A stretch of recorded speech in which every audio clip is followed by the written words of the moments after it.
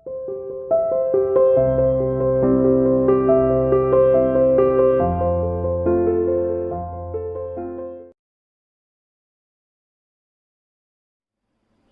dear student, welcome to CA International School online classes.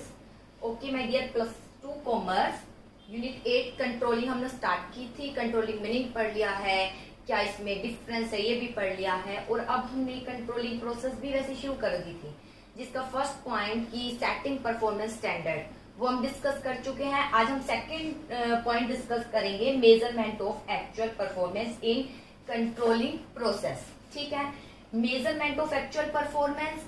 सबसे पहले standard determine किए जाते हैं. स्टैंडर्ड मैंने दो बता दिए थे, क्वालिटी होते हैं और क्वांटिटी होते हैं. ठीक, क्वांटिटी तो पता है, 1 डे में 10 यूनिट बना के जाना है, 100 रुपीज कॉस्ट आनी चाहिए, ये सब पर 100 रुपीज कॉस्ट आनी चाहिए, ये सब क्वांटिटी स्टैंडर्ड है. क्वालिटी जैसे मोरल इंक्रीज हो रहा है एम्प्लॉय का, तो इसको कैसे मेजर कर सकते हैं. व्यक्ति अपसेट नहीं होता है, ठीक है, बार बार हटता नहीं है और कोई डिस्प्यूट उसकी रेट नहीं है, तो हम कह सकते हैं एम्प्लॉय का मोरल क्या हो रहा है, इंक्रीज हो रहा है. ठीक है, अब सेकंड पॉइंट आता है मेजरमेंट ऑफ एक्चुअल परफॉर्मेंस. पहले हमने स्टैंडर्ड सेटिंग कर दी है, स्टैंडर्ड बता दिया आपको कितना काम करना है. अब सेकंड पॉइंट आता है मेजरमेंट ऑफ एक्चुअल परफॉर्मेंस. अब मेजरमेंट करना है कि एक्चुअली रूप से आपने कितना परफॉर्मेंस किया है. एक्चुअल को किससे कंपेयर करेंगे, हम स्टैंडर्ड से कंपेयर करेंगे. तो सबसे पहले कंपेयर करने से पहले हम ये देखेंगे एक्चुअली आपने कितना परफॉर्मेंस दिया है. ये है मेजरमेंट ऑफ एक्चुअल परफॉर्मेंस. देखिए क्या है, actual performance should be measure in an objective. जो एक्चुअल परफॉर्मेंस है मेजर की जानी चाहिए ऑब्जेक्टिव के अकॉर्डिंग, कि जितनी स्टैंडर्ड यूनिट बनाई ना उसके अकॉर्डिंग ही जो है हमें एक्चुअल यूनिट बनानी चाहिए और उसके अकॉर्डिंग ही क्या करना चाहिए, comparison. Reliable manner and in same unit in which standard are set. जो एक्चुअल परफॉर्मेंस है, ठीक है, इसको हमें किससे कंपेयर करना है, स्टैंडर्ड से. किससे कंपेयर करना है, स्टैंडर्ड से कंपेयर करना है. तो एक्चुअल परफॉर्मेंस को हमें स्टैंडर्ड से ही कंपेयर करना चाहिए. ये नहीं कि स्टैंडर्ड को आपने जब एक्चुअल परफॉर्मेंस दे दी तो स्टैंडर्ड को आप जानबूझकर बढ़ा रहे हैं या कम करें, ऐसा नहीं. जो स्टैंडर्ड स्टार्टिंग में डिटरमाइन किया है उसी स्टैंडर्ड से हमें एक्चुअल परफॉर्मेंस को क्या करना है, कंपेयर करना है. जैसे मान लीजिए मैंने 20 क्वेश्चन दिए हैं, मैंने बोला कि 50 क्वेश्चन है आपकी बुक में, 20 क्वेश्चन अभी कीजिए. उसके बाद जैसे पीरियड ऑफ होने वाला है मैं ये कह देती हूँ नहीं 20 नहीं, मैंने तो 30 बोला था. 30 तो आपके होने चाहिए थे, 20 क्या है, कम से कम 30 तो होने चाहिए थे. तो वो रोंग है. मैंने स्टार्टिंग में बोला कि 20 क्वेश्चन करने हैं, तो इतने तो सेटिंग परफॉर्मेंस स्टैंडर्ड है, हमें वही स्टैंडर्ड फॉलो करना है, उसी के अकॉर्डिंग ही कंपेरिजन करना है कि आप कितना परफॉर्मेंस देते हैं. ठीक है, अब अगला आता है measurement is normally done after the task is completed but whenever possible it should be done during the performance. अब आता है क्वेश्चन एक राइज होता है, क्या मेजरमेंट जब टास्क कंप्लीट हो जाता है, जब टास्क कंप्लीट हो जाता है तब करना चाहिए या फिर काम चल रहा है उस दौरान भी करना चाहिए. देखिए क्या लिखा है, measurement normally done after the task is completed whenever possible it should be done during the performance. During the performance देखिए क्वेश्चन अराइज होता है. सबसे पहले तो एक्चुअल परफॉर्मेंस को हमें कंपेयर करना है उसी स्टैंडर्ड से जो कि हमने स्टार्टिंग में डिटरमाइन किया. सेकेंड, जो टास्क जब हम मेजरमेंट कब करना चाहिए, जब टास्क क्या हो जाता है, कंप्लीट हो जाता है. या ड्यूरिंग द परफॉर्मेंस मेजरमेंट तब भी करना चाहिए जब काम क्या हो रहा है, चल रहा है, ताकि आने वाली हानि को हम क्या कर सके, रोक सके. देखिए कैसे. ठीक है, ये दो लाइनें. अब इम्पोर्टेंट क्वेश्चन अराइज होता है कि जो मेजरमेंट है, वैसे मेजरमेंट एक्चुअली रूप से टास्क कंप्लीट होने पर ही किया जाता है. अगर इन दोनों में हम ये देखें कि जो मेजरमेंट है कब किया जाता है, काम पूरा होने के बाद किया जाता है या काम जब कर रहे हो तब भी किया जाता है. ठीक है, तो अगर दोनों में हम स्ट्रॉन्ग रीजन देखें तो मेजरमेंट टास्क कंप्लीट होने के बाद ही किया जाता है. जैसे टेस्ट कंडक्ट है, ये एग्जाम है, तो एग्जाम होने के बाद ही आपके देखे जाते हैं आपने कितना उसमें अटेम्प्ट किया है. मेनली रूप से मेजरमेंट टास्क कंप्लीट होने के बाद ही किया जाता है, लेकिन पॉसिबल हो सके तो ड्यूरिंग द परफॉर्मेंस जैसे जैसे आप काम कर रहे हो तब भी जो है मेजरमेंट करना चाहिए कि आपने एक्चुअली इतने टाइम में कितना काम किया है, ताकि आने वाले लॉस को क्या कर सके, कवर कर सके. जैसे कि देखिए आपकी बुक पे भी है. अब इम्पोर्टेंट क्वेश्चन अराइज होता है regarding the measurement of actual work से रिलेटेड. that arises कि whether the measurement of performance can be done only after the actual work is completed। अब क्वेश्चन अराइज होता है, क्या मेजरमेंट जब टास्क कंप्लीट होता है तभी करना चाहिए या ड्यूरिंग द परफॉर्मेंस या जब काम चल रहा है तब भी करना चाहिए? तो आंसर आपका क्या आना चाहिए जी? दोनों ही आना चाहिए। जब टास्क कंप्लीट होता है तब तो करते ही हैं, और जब ड्यूरिंग दी परफॉर्मेंस चल रही है तब भी मेजरमेंट करना चाहिए, ताकि आने वाले लॉस को हम क्या कर सके, कम कर सके। जैसे देखिए, after the completed it can be measure during the course of its completion, या जब कंप्लीट हो जाता है तब करना चाहिए। In reply to this question, अगर इसका क्वेश्चन का हम आंसर दे, it will be appropriate to say that, तो बहुत कहना उचित रहेगा, progress can be measure in both the situation. जो प्रोग्रेस है दोनों में ही करना चाहिए। मेजरमेंट है जो प्रोग्रेस है, प्रोग्रेस रिपोर्ट टास्क कंप्लीट है तब भी करनी चाहिए, और ड्यूरिंग दी परफॉर्मेंस तब भी करना चाहिए मेजरमेंट कि हमने प्रोग्रेस कितनी करी है। जैसे देखिए, first when work is in progress, जब काम चल रहा है, it should be certain through the medium of supervision. जब काम चल रहा है, देखिए ड्यूरिंग द परफॉर्मेंस जब काम चल रहा है तो हम किसके माध्यम से, सुपरविजन के माध्यम से। किसके माध्यम से, ध्यान दीजिएगा, अंडरलाइन कर लीजिए। जब काम चल रहा होता है तो हम सुपरविजन के माध्यम से देख सकते हैं कि whether work is progressing at a good speed, क्या वर्क गुड स्पीड पर चल रहा है या नहीं। किसके माध्यम से, सुपरविजन। जब ड्यूरिंग द परफॉर्मेंस काम चल रहा होता है तब हम सुपरविजन के माध्यम से, ठीक है, सुपरविजन पता था ना, पता है ना, सुपरवाइजर होता है जो देख रेख करता है। जैसे आपके पेपर चल रहे होते हैं, ठीक है, तो टीचर जो आते हैं वो सुपरविजन का काम करते हैं, तो वो टाइम टू टाइम आपको क्या बोलते हैं, 1 आवर कंप्लीट हो गया बेटा, स्पीड अपनी बढ़ाइए, तो वो आपको अलर्ट करते हैं ताकि जो आगे लॉस है ना उसको कवर किया जा सके। ठीक है, 1 घंटे में आपने 4 क्वेश्चन किए हैं तो वो बोल देते हैं अभी 1 आवर है, केवल 2 आवर ही बच रहे हैं, अपनी स्पीड बढ़ाइए, तो इससे आप अलर्ट हो जाते हैं। तो वो और कुछ नहीं, कंट्रोलिंग का ही पार्ट है। मेजरमेंट जो है ड्यूरिंग दी परफॉर्मेंस करना चाहिए, इसके लिए सुपरविजन का प्रयोग करते हैं ताकि हमें ये पता चल जाए कि क्या काम गुड स्पीड पर चल रहा है या नहीं। आगे, ताकि case of negative result corrective action can be immediately to avoid any further loss to remaining work, ताकि पता चल जाए अगर काम जो है गुड स्पीड से नहीं चल रहा तो आने वाली लॉस को हम काफी हद तक क्या कर सके, कवर कर सके, इमीडिएटली रिमूव कर सके।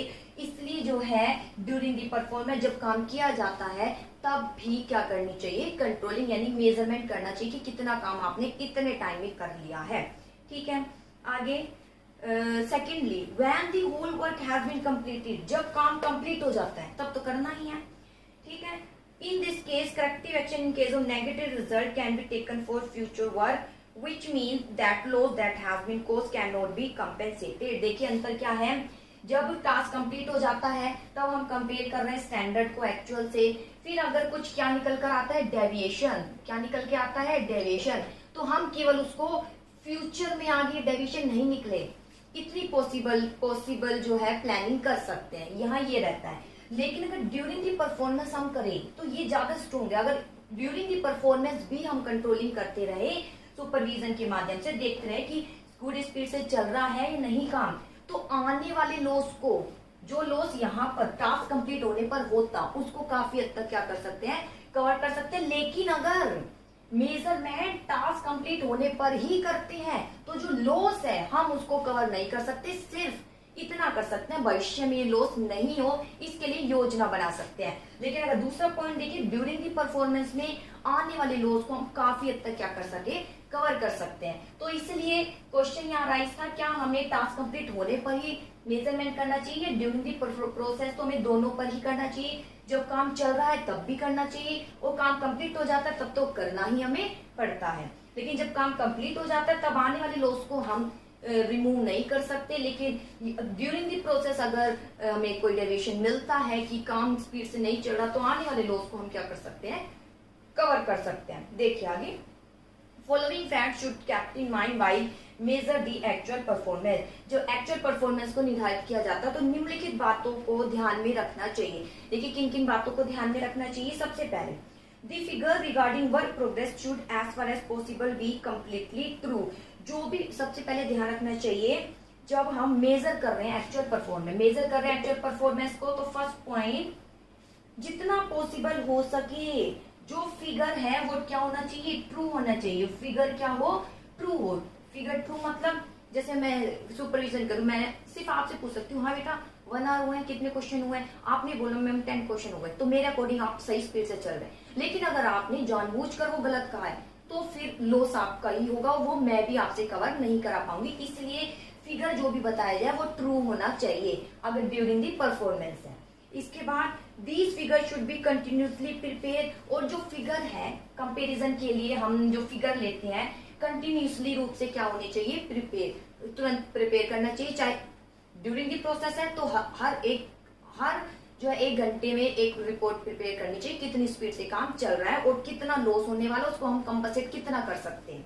आगे the standard for measuring process should be the same as adopted at the time of determining standard. जैसे पहले ही बताया था, मेजरमेंट के लिए जो हम स्टैंडर्ड लेंगे वो वही होना चाहिए जो स्टार्टिंग में हमने डिटरमाइन किया था।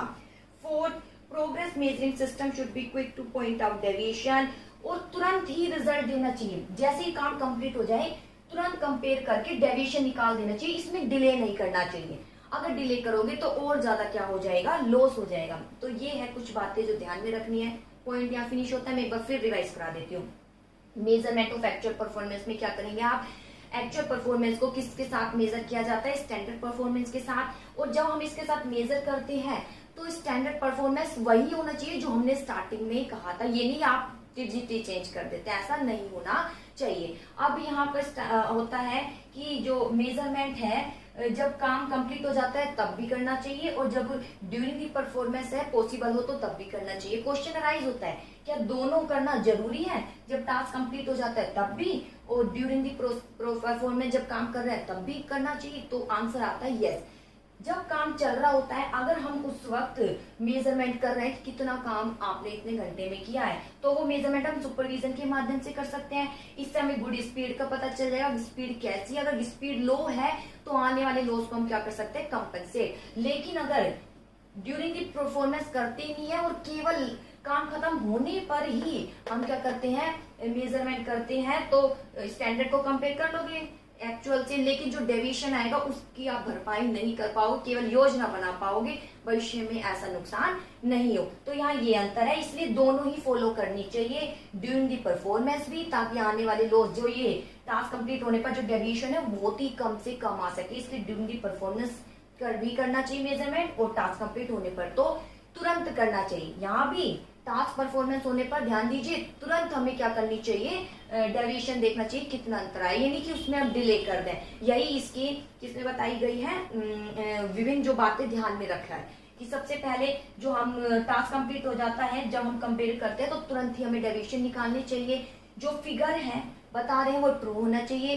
फिगर कंटिन्यूसली रूप से क्या होनी चाहिए, प्रिपेयर होनी चाहिए। ठीक है, जितना पॉसिबल हो सके स्टैंडर्ड वही होना चाहिए जो हमने स्टार्टिंग में डिटरमाइन किया। ये नहीं आप जब एक्चुअल वर्क हो गया, काम व्यक्ति कर गया है, फिर आप कह रहे हो जी नहीं हमने इतना नहीं, हमने तो इतना बोला, आपसे एक्सपेक्ट किया था। नहीं, जो यूनिट बताई उसी के अकॉर्डिंग आपको क्या करना है, कंपेयर। तो ये है बेटा मेजरमेंट ऑफ एक्चुअल परफॉर्मेंस। अब आता है comparison of actual performance with standard.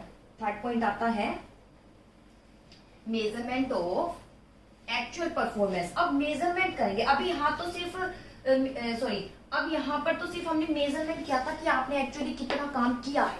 अब हम क्या करेंगे, कंपेयर करेंगे। अगला पॉइंट क्या है, कंपेयर। इससे पहले हमने सिर्फ मेजर किया है, कितना काम किया है ये सिर्फ देखा है। अब हम क्या करेंगे, कंपेरिजन करेंगे। क्या करेंगे, कंपेरिजन करेंगे किसकी, एक्चुअल परफॉर्मेंस की,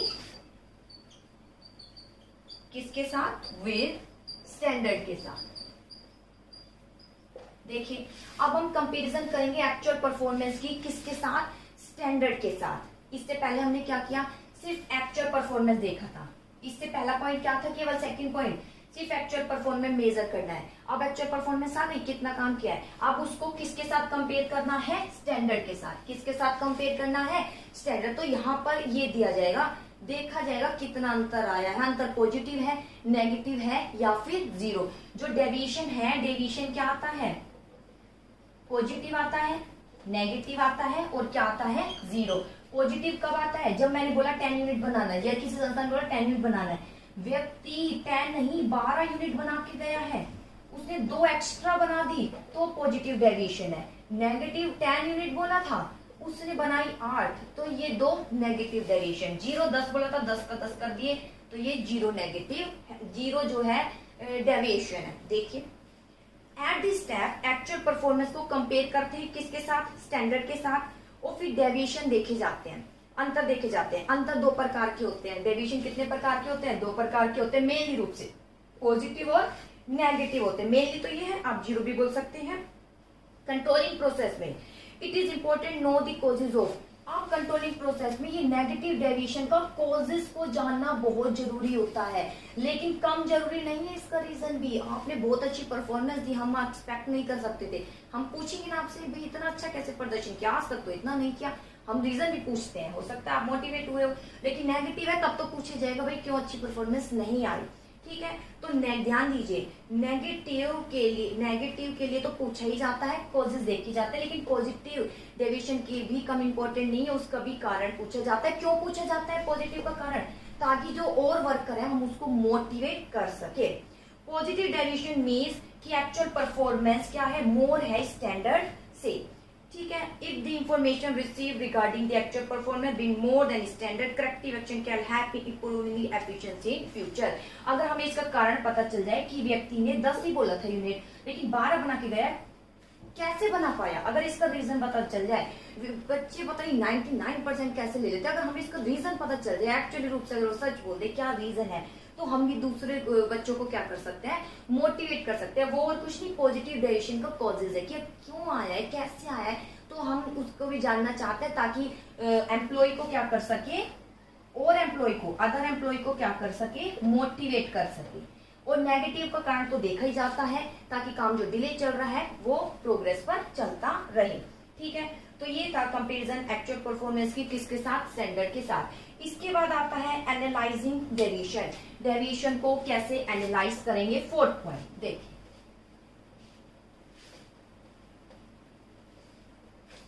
यहां पर अंतर निकल कर आया है। 3rd पॉइंट में क्या निकल कर आया, अंतर निकल कर आया ना, या तो अंतर पॉजिटिव है या नेगेटिव है या फिर क्या है, 0। अब जो अंतर निकल कर आया है उसको हम एनालाइज करेंगे, देखेंगे क्या क्यों आया है। सबसे पहले देखिए 4th point, analysing deviation. Analyse करेंगे अंतर जो कौन से पॉइंट में आया था, 3rd पॉइंट में जो अंतर आया था उसको एनालाइज करेंगे, अंतर क्यों आया है, किस कारण है, क्या रीजन था। ऐसा तो नहीं स्टैंडर्ड गलत दे दिया, हो सकता है ये रीजन हो। तो देखिए 1st पॉइंट, इज स्टैंडर्ड, सबसे पहले हम देखेंगे is standard being attend. Deviation में हम ये देखेंगे क्या स्टैंडर्ड प्राप्त हो चुके हैं। अगर प्राप्त हो चुके तो कुछ नहीं करना, लेकिन प्राप्त नहीं हो चुके तो फिर हमें आगे कुछ स्टेप उठाने पड़ेंगे। देखिए कैसे, इफ यस, अगर स्टैंडर्ड अटेन हो चुके हैं, ठीक है, nothing is need to be done, कुछ नहीं करना है, स्टैंडर्ड हो गए हैं, कोई प्राप्त हो गए, कुछ नहीं करना, 0 डेविएशन आ रहा है, स्टैंडर्ड प्राप्त हो चुके, कुछ नहीं करना। The work will continue to usual, work वैसे ही चलता रहेगा जैसा कि चल रहा था। ठीक है, actual performance will be measure, actual performance measure की जाएगी जैसे मेजर की जाती थी। Remaining process will be completed, और बाकी प्रोसेस पूरी की जाएगी जैसे कि आमतौर पर की जाती है। लेकिन standard could not be achieve, अगर स्टैंडर्ड अचीव नहीं हुआ, अगर स्टैंडर्ड अचीव नहीं हुआ, नॉट अचीव, अगर स्टैंडर्ड अचीव नहीं हुआ, तो हमें नेक्स्ट क्वेश्चन की ओर जाना पड़ेगा। नेक्स्ट क्वेश्चन क्या है, इज डेविएशन एक्सेप्टेबल। देखिए पहला है क्या स्टैंडर्ड प्राप्त हो चुका है, अगर स्टैंडर्ड प्राप्त हो चुका है कुछ नहीं करना, कंटिन्यू जैसी प्रोसेस चल रही थी वैसी चलेगी। लेकिन अगर स्टैंडर्ड प्राप्त नहीं हुआ तो हमें क्या करना पड़ेगा, देखना पड़ेगा नेक्स्ट क्वेश्चन। क्या क्वेश्चन, अगर स्टैंडर्ड प्राप्त नहीं हुआ तो अंतर आया होगा, तो हमें ये देखना पड़ेगा क्या डेविएशन एक्सेप्टेबल है, डेविएशन टॉलरेंस लिमिट पड़ी है स्टैंडर्ड में। अगर डेविएशन एक्सेप्टेबल है, जैसे 10 मिनट बोला था और ये भी बोल दिया 8 मिनट बनाओगे तो भी चल जाएगा, 8 मिनट बना दी कोई दिक्कत नहीं है, लेकिन डेविएशन उससे ज्यादा हो जाएगा तो नेक्स्ट क्वेश्चन की ओर चलेंगे। जैसे देखिए, if the actual performance is below the standard, अगर एक्चुअल परफॉर्मेंस स्टैंडर्ड से कम है बट डेविएशन इज एक्सेप्टेबल, लेकिन डेविएशन एक्सेप्टेबल है तो कुछ करने की जरूरत नहीं है, nothing to be done, work वैसे ही चलता रहेगा। लेकिन अगर इसके विपरीत है, if deviation is not acceptable, अगर डेविएशन एक्सेप्टेबल नहीं है, ये जो डेविएशन है एक्सेप्टेबल नहीं है, नॉट एक्सेप्टेबल। अगर ये एक्सेप्टेबल नहीं है तो हमें नेक्स्ट क्वेश्चन की ओर चलना पड़ेगा। नेक्स्ट क्वेश्चन क्या होगा, सबसे पहले डेविएशन में देखेंगे क्या स्टैंडर्ड तो गलत नहीं दे दी है। सबसे पहले हम अपनी गलती देखेंगे, फिर वर्कर की गलती देखेंगे। तो अगला आएगा एज स्टैंडर्ड एक्सेप्टेबल। ठीक है, अगर डेविएशन एक्सेप्टेबल नहीं है तो हम ये देखेंगे क्या स्टैंडर्ड एक्सेप्टेबल है। ठीक है, देखिए if the standard is acceptable, अगर स्टैंडर्ड एक्सेप्टेबल है यानी सबने कर दिया, कुछ व्यक्ति ने नहीं किया, ठीक है, तो स्टैंडर्ड को कुछ भी नहीं करना है, स्टैंडर्ड कुछ भी नहीं करना। डेविएशन देखा जाएगा, डेविएशन किस कारण से आया है, आफ्टर दिस फिर करेक्टिव एक्शन लिया जाएगा। लेकिन अगर स्टैंडर्ड ही गलत पाए गए, अगर स्टैंडर्ड ही क्या पाए गए, रोंग पाए गए, स्टैंडर्ड क्या पाए गए, रोंग पाए गए, तो हमें क्या करना पड़ेगा, स्टैंडर्ड को रिवाइज करना पड़ेगा। स्टैंडर्ड को क्या करना पड़ेगा, रिवाइज। फिर सुन लीजिए, डेविएशन अगर एक्सेप्टेबल है कुछ नहीं करना, 10 बोला था 8 मिनट बना गए, कोई दिक्कत नहीं, हमने बोल दिया था। लेकिन अगर डेविएशन ज्यादा है तो हमें ये देखना पड़ेगा क्या मैंने तो गलत नहीं बोल दिया स्टैंडर्ड, ठीक है, क्या मैंने गलत स्टैंडर्ड तो नहीं दे दिया। तो अब देखना पड़ेगा क्या स्टैंडर्ड गलत तो नहीं। अगर सबने ऑलमोस्ट सबने ही स्टैंडर्ड पूरा कर दिया कुछ को छोड़कर तो स्टैंडर्ड एक्सेप्टेबल था। तो स्थिति में जिसने पूरा काम नहीं किया हम उससे कॉजेज देखेंगे, करेक्टिव एक्शन लेंगे। लेकिन अगर किसी का काम कंप्लीट नहीं हुआ, किसी की यूनिट नहीं बनी, तो हम ये देखेंगे स्टैंडर्ड ही हमने गलत किया है, फिर स्टैंडर्ड को क्या करेंगे, रिवाइज करेंगे। तो लास्ट पॉइंट आएगा revising the standard, revising the standard. If standard अगर रोंग पाए जाते हैं इट विल हैव टू, ये रिवाइज किए जाएंगे, दस न्यू स्टैंडर्ड सेट किए जाएंगे, फिर एक्चुअल परफॉर्मेंस उसी के अकॉर्डिंग मेजर की जाएगी, प्रोग्रेस क्या रहेगी, वही प्रोसेस वही कंटिन्यू चलेगी जैसे कि चल रही थी। तो ये थे बेटा एनालाइजिंग डेविएशन। एक बार फिर रिवाइज करा देती हूँ। एनालाइजिंग डेविएशन इससे पहले था कि हम मेजरमेंट कर रहे थे एक्चुअल परफॉर्मेंस की, एक्चुअल परफॉर्मेंस मेजर करने के बाद अंतर देख रहे थे, अंतर पॉजिटिव नेगेटिव और जीरो आ रहा था। अब अंतर का रीजन देखेंगे। एनालाइजिंग डेविएशन सबसे पहले रीजन, पहले हम देखेंगे क्या स्टैंडर्ड अटेन हो गया। अगर स्टैंडर्ड अटेन हो गया, 10 यूनिट बोला था 10 को 10 बना गया, कुछ नहीं करना, काम कंटिन्यू चलता रहेगा। लेकिन स्टैंडर्ड अचीव नहीं हुआ तो अंतर आया होगा। तो अगला क्वेश्चन आएगा, तो हम नेक्स्ट क्वेश्चन की ओर चलेंगे, क्या जो अंतर आया क्या वो एक्सेप्टेबल है। 10 बोला था 8 बना के गया, कोई बात नहीं। यहाँ पे शुरू में क्या स्टैंडर्ड अटेन हो गया, 10 यूनिट बोला था 10 ही बना गया, कुछ भी नहीं करना। लेकिन 10 नहीं बना के गया, 8 बना के गया, तो नेक्स्ट क्वेश्चन की ओर आएंगे, यानी 2 यूनिट उसने कम बनाई है। तो अब हम देखेंगे क्या ये जो 2 यूनिट कम बनी है क्या वो एक्सेप्टेबल है।